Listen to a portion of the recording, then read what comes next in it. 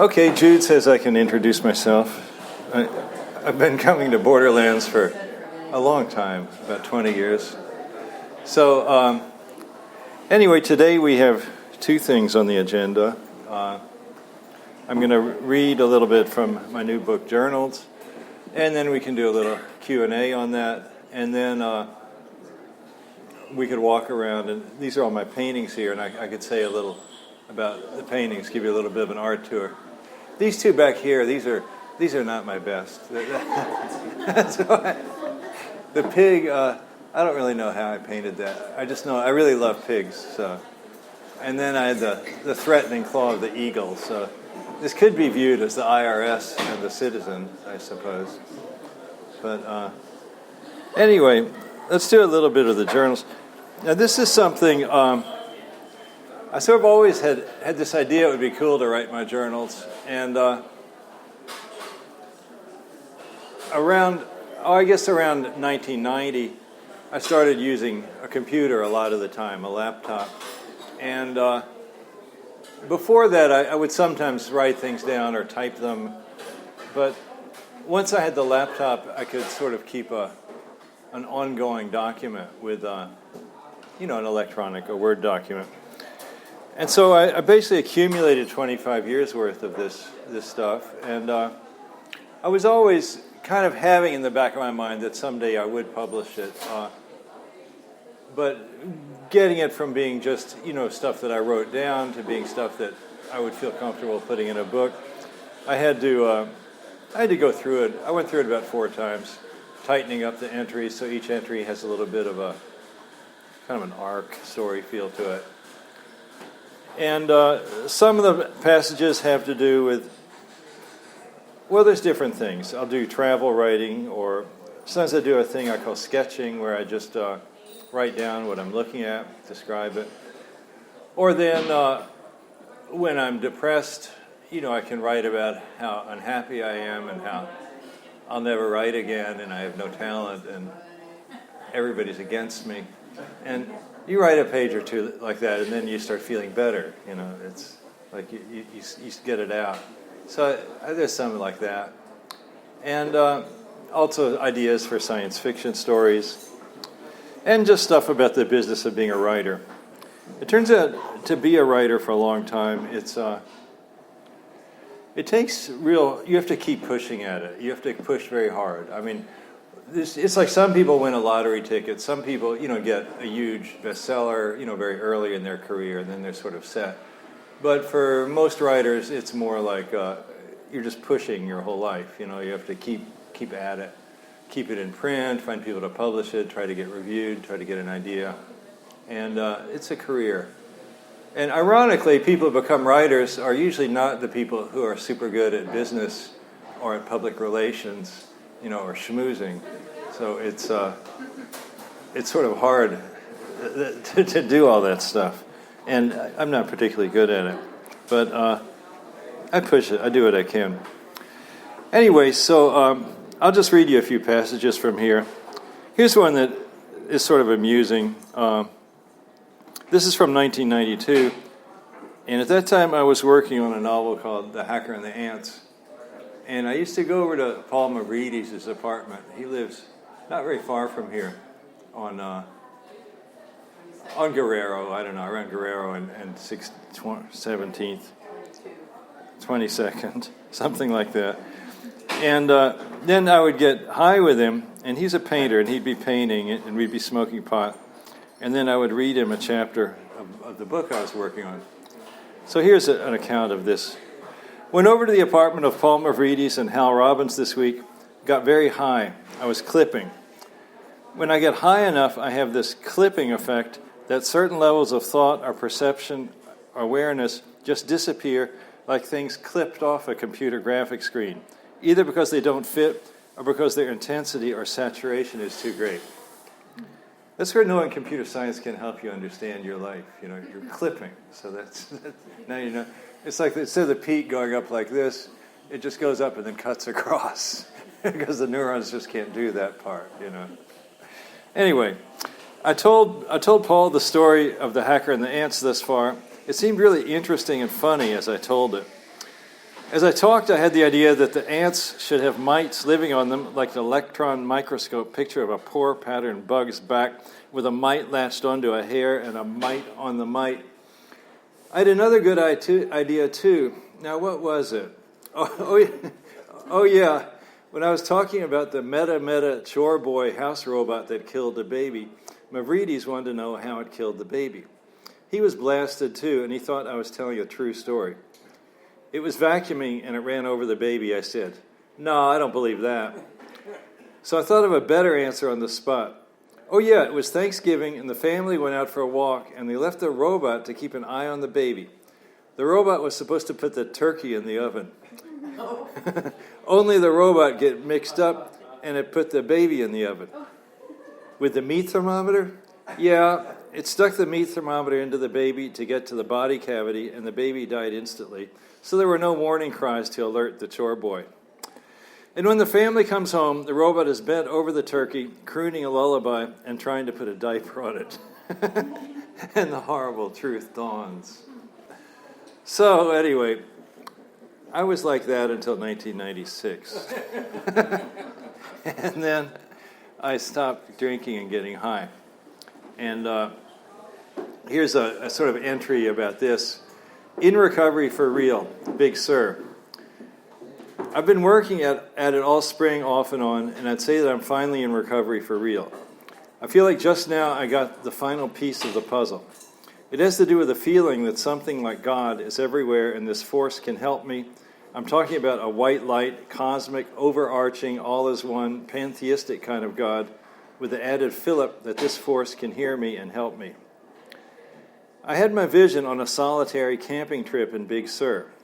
I'll jump right up to the vision part now, and after that, I'll get into writing about the beauties of the hike. The vision happened on my second night of sleeping in my tent in a backcountry Big Sur redwood grove. I woke up in the night around 4 a.m. The half moon was high overhead. I put on my glasses and got up and looked around, deciding I should stay up for a little while, as this was such a rare kind of moment, being alone in the moonlight under the redwoods by the stream. I saw some bare hanging dead branches, and I thought, spooky, and I started to be scared. But then I pushed that away by expanding my awareness to have a sense of a pantheistic God all around me, and within everything that exists, an attentive God loving me. The whole world is a single living fabric that I'm woven into. Alone in the wilderness, I felt safe, as if I were at home. A simple vision, really. I knew it all along. I walked down and sat by the stream, listening to its noises, its splishes and splashes, like musical notes, nearly rhythmic but not quite, chaotic and beautiful. Finally, I was well. I like the thumping. Goes with it. Here's a little note about Y2K. December 31st, 1999, midnight. After dinner, Isabel and Mikey rode off on their bicycles, and Sylvie and I walk around San Francisco. We swing through Union Square, but nothing's going on there. Only a couple of hundred people in a clearing behind a zillion police barricades, listening to some weak-ass world music. We ride a bus down Market Street to be as close to the ferry building as we can get, and we walk the rest of the way. This is where it's at. Thousands of people walking along with us. They're not, on the whole, violent or weird, just here to see the show. We stop around First Street where the crowd starts to get too thick. Hundreds of police, some with riot helmets and batons, some mounted on motorbikes, motorcycles, and horses. They're very insistent about keeping us out of the street and on the sidewalk, a display of force. Their motorcycles are doing little circle maneuvers, savoring their free space. At midnight, the fireworks start by the ferry building's old tower, big fountains of colored balls and paisley-like swirlers, then skyrocket explosions, maybe 10 minutes worth. Looking down the street towards the ferry building and the bay behind it, we can't see all the fireworks, but we can see a lot of them. Green laser lights fan over the crowd now, and the twitching beams sketch images on the buildings, fully operational. the exultant play of the still functioning computers. Behold, our Lord and Master still liveth.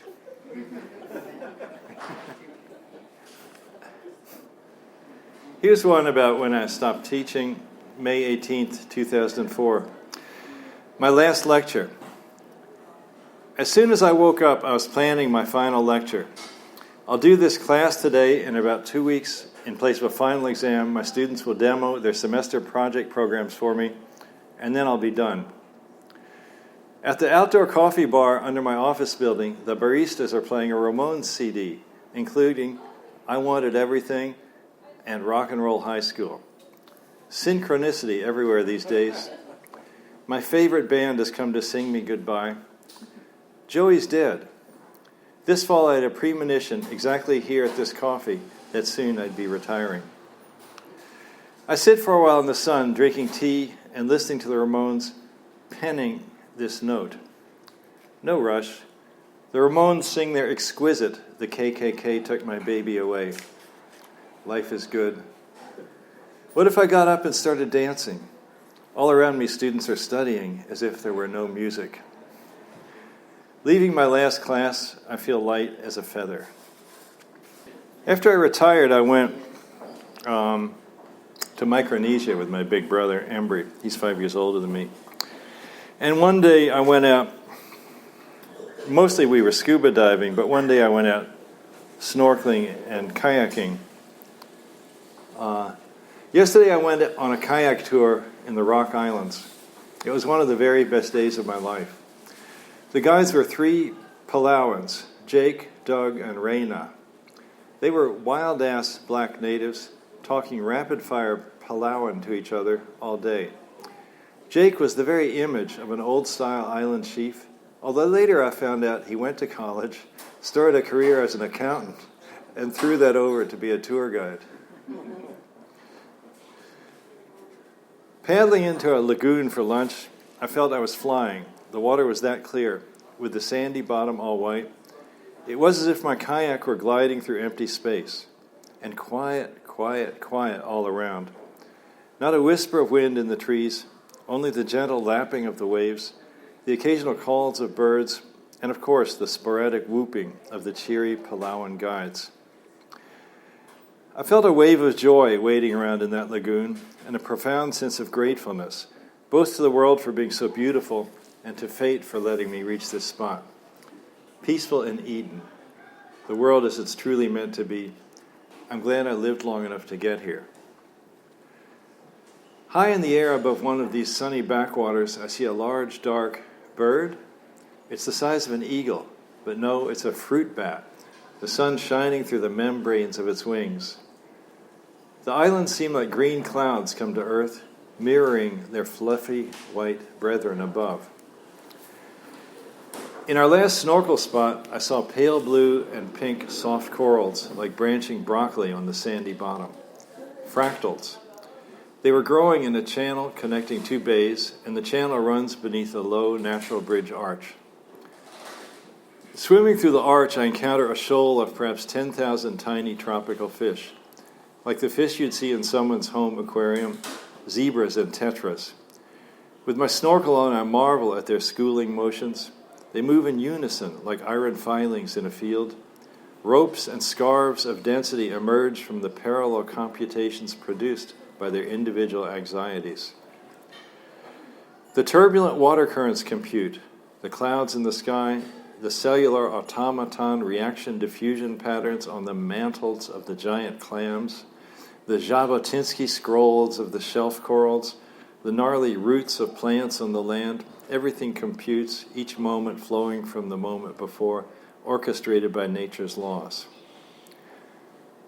But wait, what about my thoughts? Can I see those as computations too? Well, why can't they just be fractal broccoli, flocking algorithms, class 4 turbulence, cellular automaton scrolls? I want to ascribe a higher significance to my thoughts, but why make so much of them? Are my thoughts really so vastly different from the life forms all around me in these lagoons? Why not relax and merge, all as one?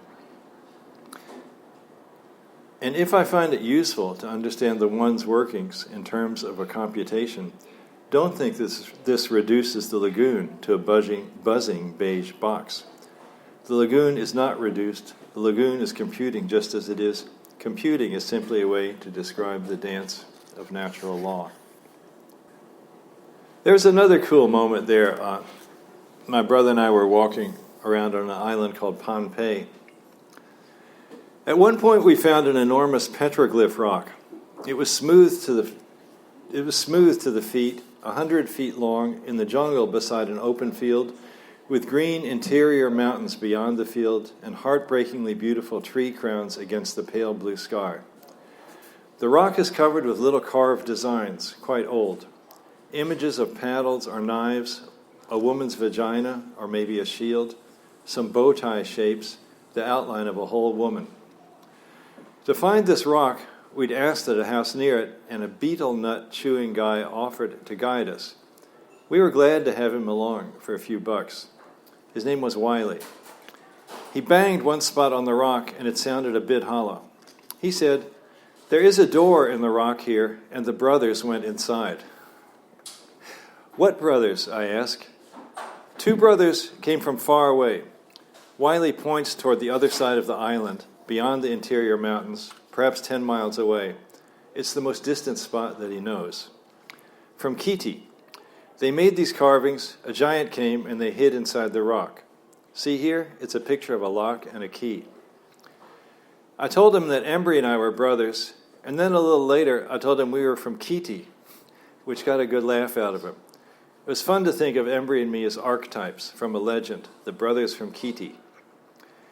In a field nearby, Wiley showed us a woman rock which had a crotch and a slit like a vagina, really quite graphic. He touched it for good luck, and I did too, hoping to see my woman soon. There were other boulders in the field, and Wiley said they were people too. He said this was his land, and the land was a storyboard, which is the name of a wooden bas-relief comic strip of one or more frames that Micronesians carved to preserve legends. Wiley's rocky field is a storyboard. I love that. Living mythically and in depth. In 2008, I had a brain hemorrhage. There was a part in my brain that, it was like a birth defect. It had been like a time bomb, and then suddenly this artery burst. And then I had a seizure, and I was out of it for a couple of days. And it took me a while to get it back together. And then naturally I started trying to write in my journal. And this one is sort of funny. I was kind of working on a journal, I was kind of starting a novel, and I was sort of also starting my autobiography. I wasn't entirely sure which one I was writing. July 26, 2008. Again with the cow liver. I'm writing almost at random in these notes. I've heard it said that writers are at their best when they have no idea what they're doing. Write a story mostly from the point of view of a person who's going to die.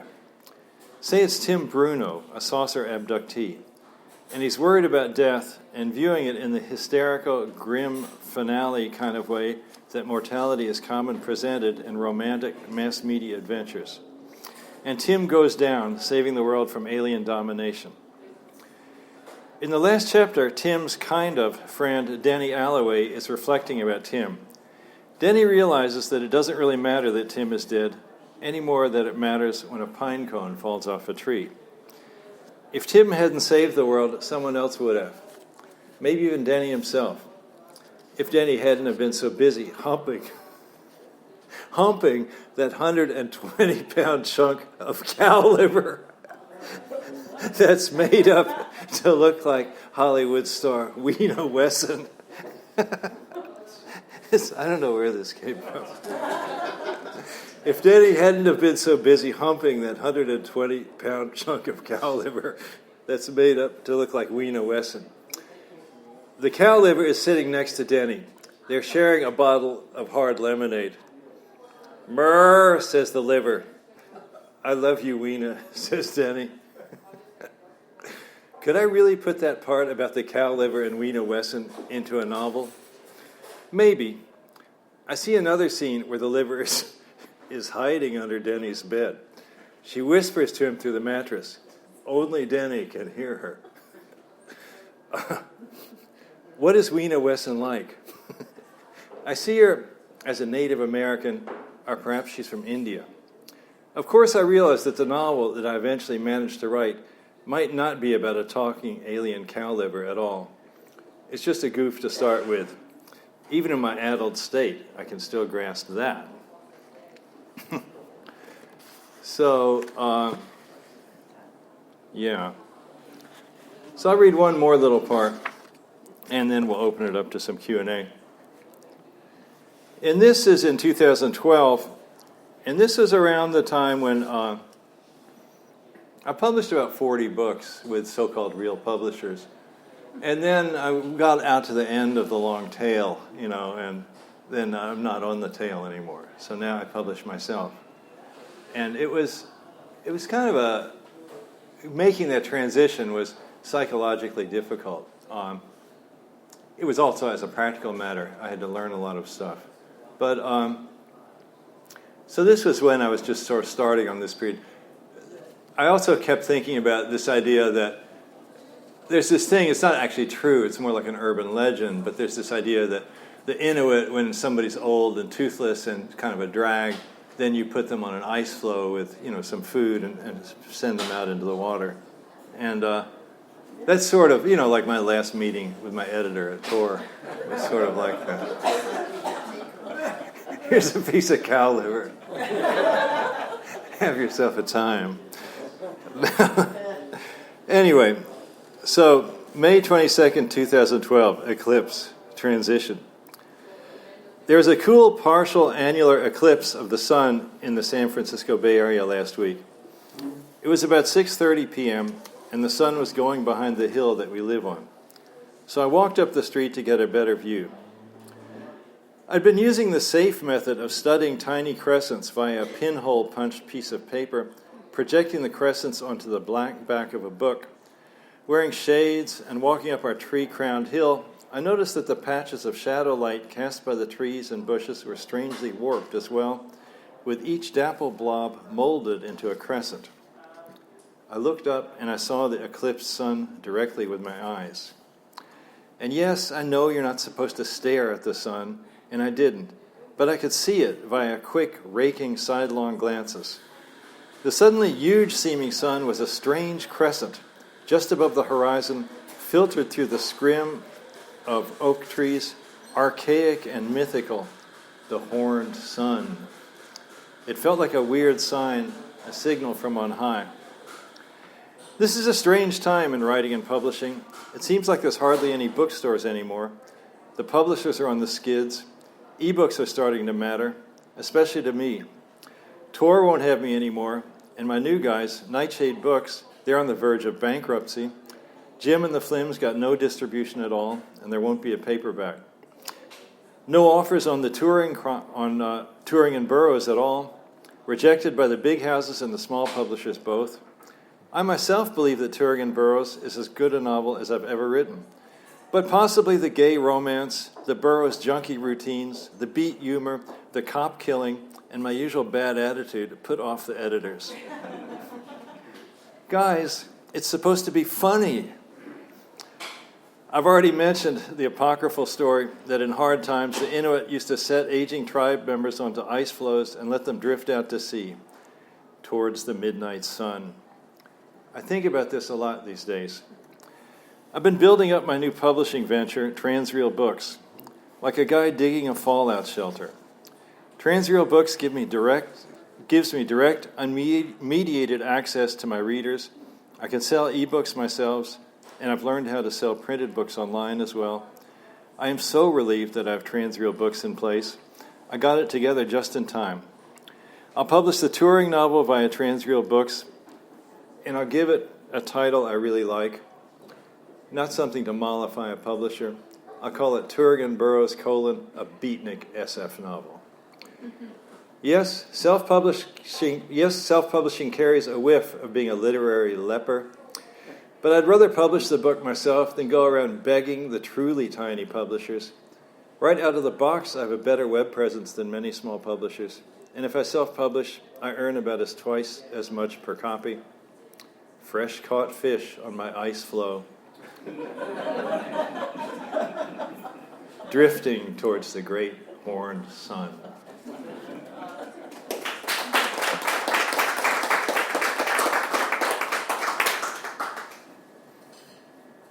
And ask me a question or two. I've got one for you. Yes. Seeing as how you've got a little lead on me, I retired 7 months ago. Uh-huh. What advice would you have for me? Well, when you retire, initially, maybe the first 6 months make the first year, it is psychologically difficult because a lot of your identity, for many of us anyway, is our job. And so a big piece of your identity's been cast off. So then it's like, who am I?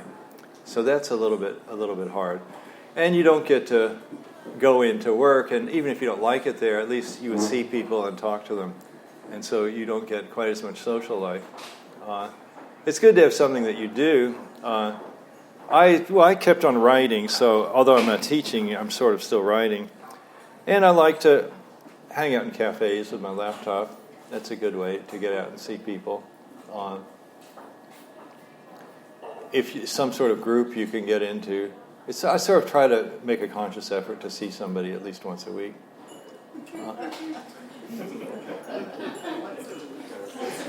And if you find some activity or a hobby, it's probably not a good idea to be drinking heavily when you're retired, because then you don't even have the job, to slow you down.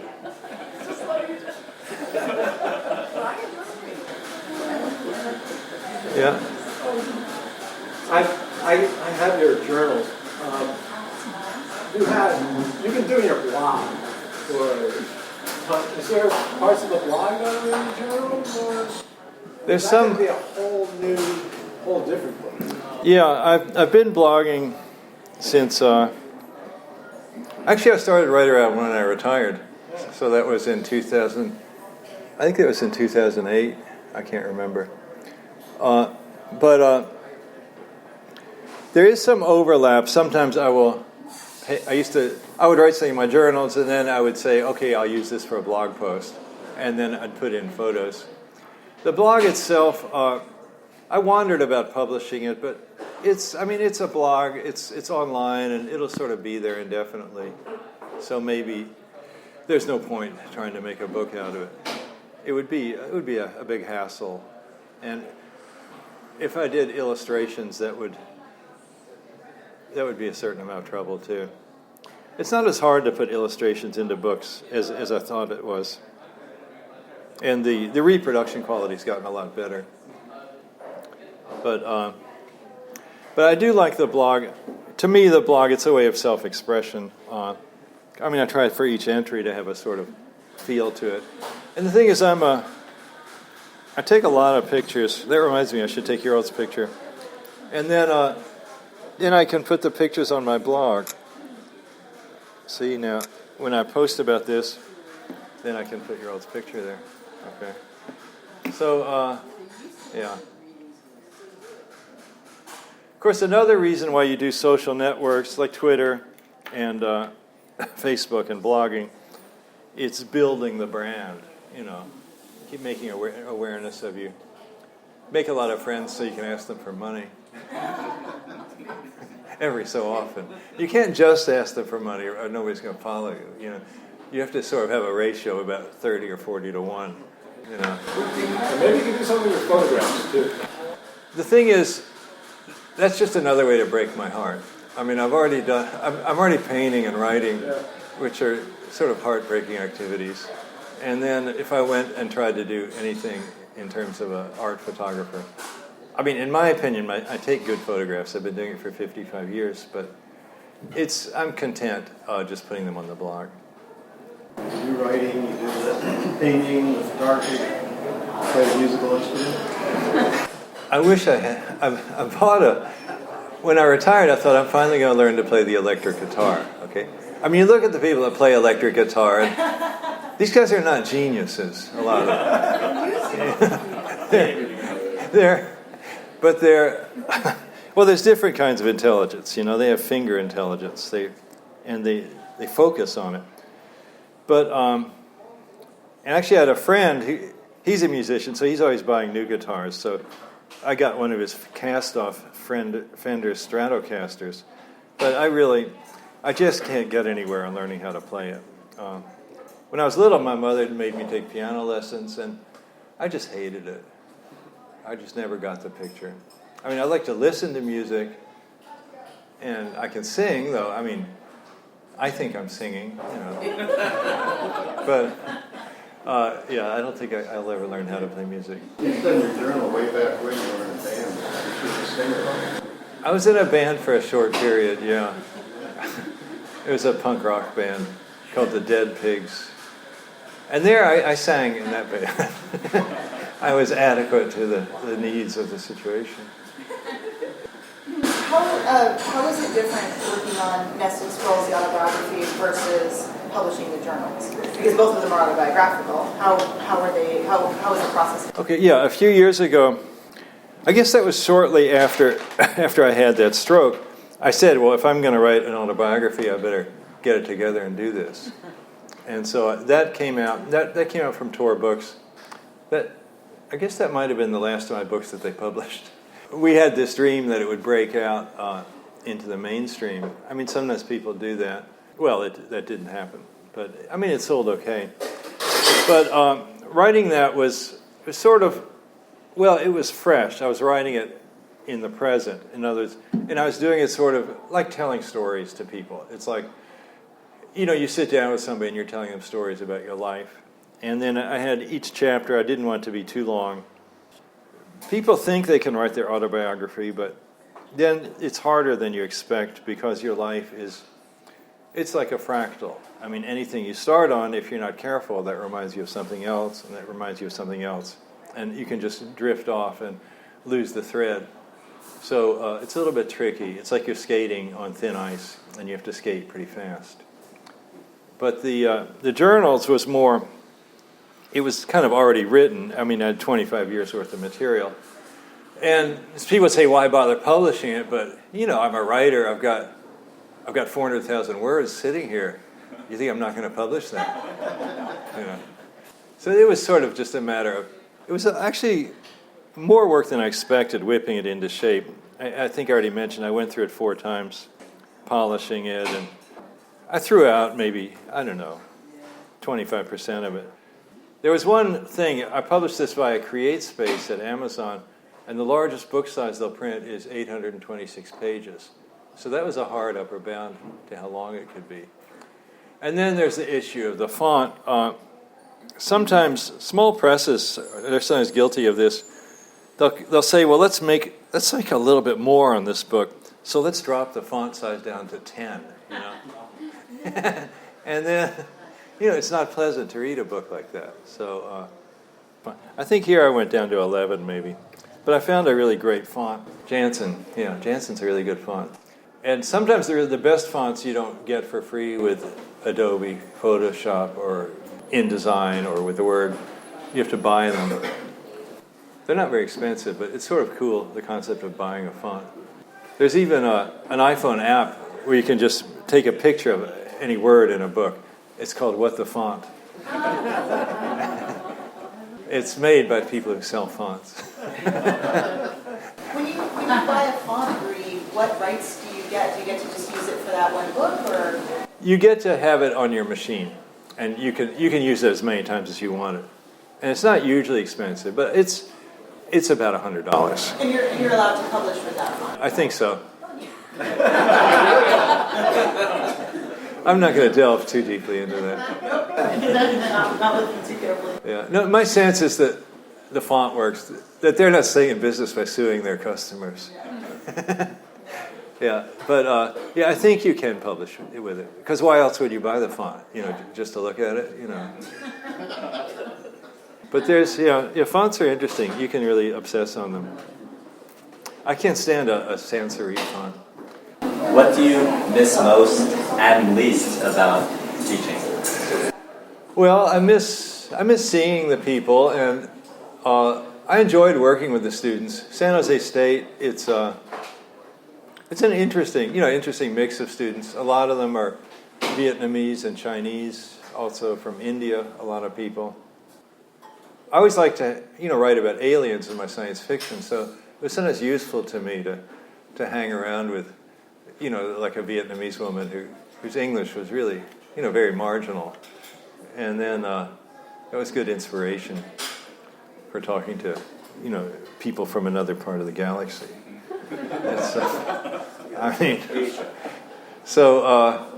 And then it was gratifying. Then they would like me because I was teaching them something. I'm teaching them computer science. I'm teaching them something they can use to get a job, and they were getting excited about it. And I would find cool programs and let them work on them. So that was all good. But then the things you don't like. Well, there's an element of repetition. If you're a professor you begin to think, don't you all know this yet? I just explained this last year. Of course, it's different people. But and then there's the deadly committee meetings.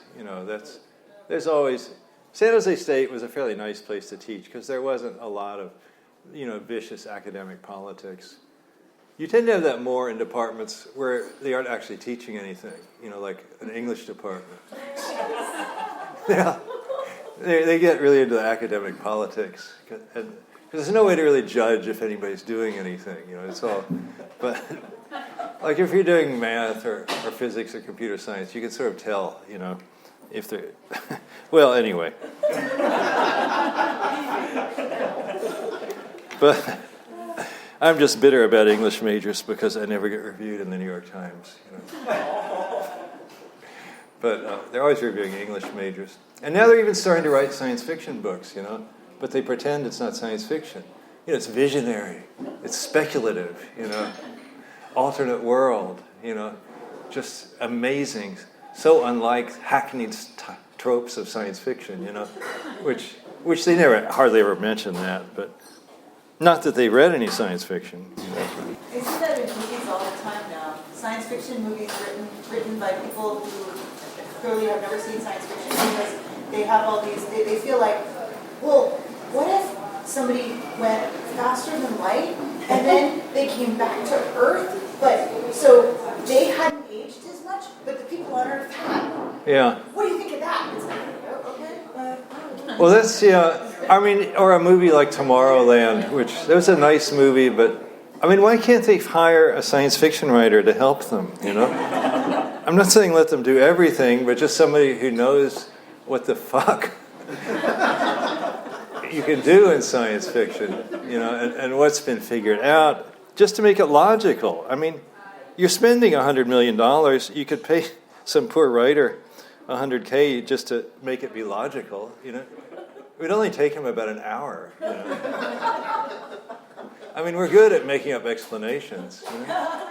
It's just a little bit of respect.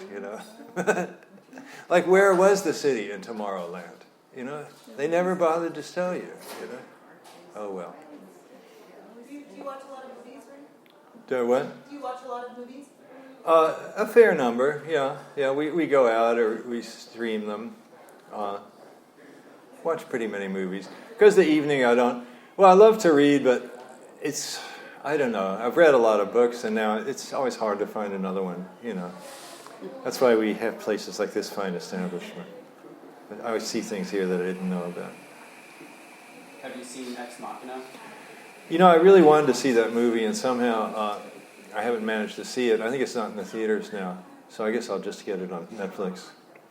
I saw it last weekend. It might still be out. It's really worth seeing. Yeah, all right, I'd really like to see it. How about Sense8? Has anybody watched that? Do you like that? That's a new series on Netflix. It's by the Matrix boys, which, they give a good spectacle. They're also guys who aren't really big on logic, Like in the Matrix, they're keeping all these people in these sort of bidets, and they're saying, well, why are you doing this? Why are you keeping 1 million people alive in this bidet in a dark room? Oh, we're using them for batteries. Oh, okay. That's really cost efficient.